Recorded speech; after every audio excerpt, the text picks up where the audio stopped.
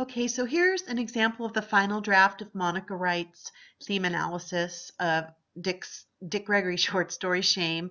You've already looked at the fill in the blank forms. You've seen what she's done with the intro paragraph fill in the blank form and the body paragraph fill in the blank form. And now in that PDF file this is also there at the end, but I just want to take a look at it separately. So she's got her heading here, her header here. The Shame of Desire is the title of her theme analysis. That's her creative title. Her subtitle is A Literary Theme Analysis of Dick Gregory's Shame.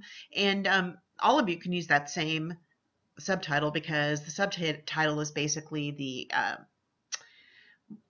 name of the assignment, and this is the name of the assignment. So her intro paragraph is very similar to the parallel analysis paragraph that you're used to. Dick Gregory's short story Shame is about his life as a child. He did not have a father and was so poor he ate paste because he was hungry and needed to share a bed with his siblings.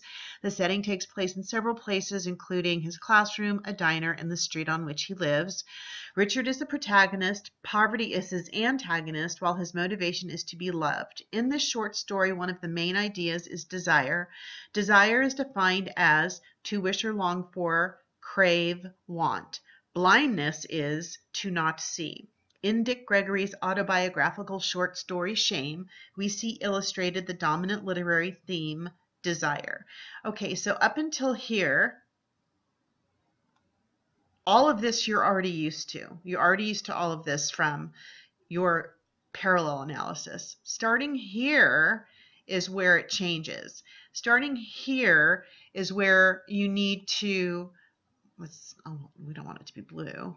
How about pink? Okay, so what you have here is you're telling me that what the theme is, and that's what this assignment is about. What theme do you see? And her theme is she's going to tell us here is desire.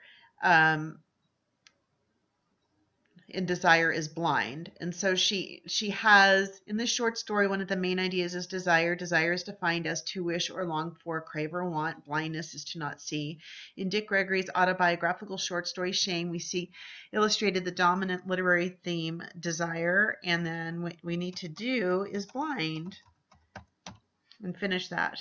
Okay, so then we have our topic sentence, and the topic sentence here would be very similar to your parallel analysis. For example, with the Jack and Jill analysis, you might have said, in Jack and Jill we see a parallel to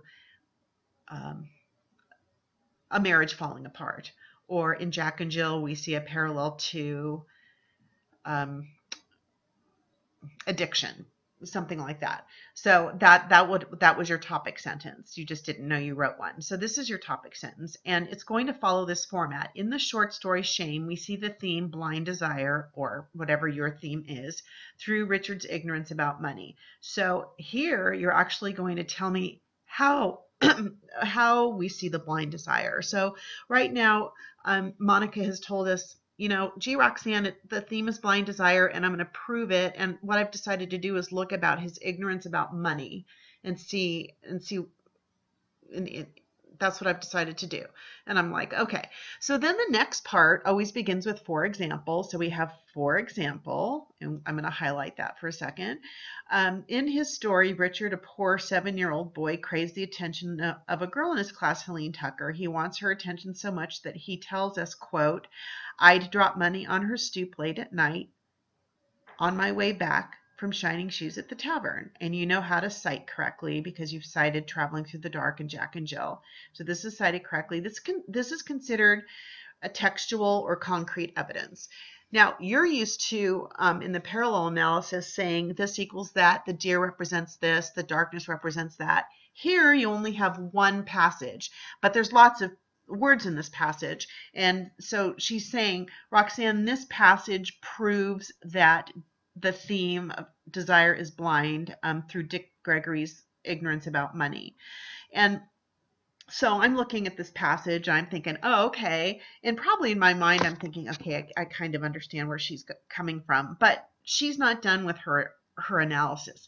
This is actually the specific analysis part. In this passage, we see he's willing to spend all his money to purchase her love. When we read that he would drop money on her stoop late at night, Gregory 2, and the reason that that is highlighted is because it's taken straight from here. It's still a piece of textual evidence, and we're using it again right here. We see that Richard believes he can pay his way into her love. In other words, Richard is willing to give Helene all he has. Late at night, and if you'll notice, this is highlighted because it's coming straight from this textual evidence again. So you always want to reuse words or phrases from your initial textual evidence. Late at night represents that Richard's desire is blind because nighttime is dark. Dark represents blindness because when in the dark you cannot see. Here Richard does not see that money does not purchase affection, therefore desire is blind. Okay, so this is a result of Monica Wright's writing process.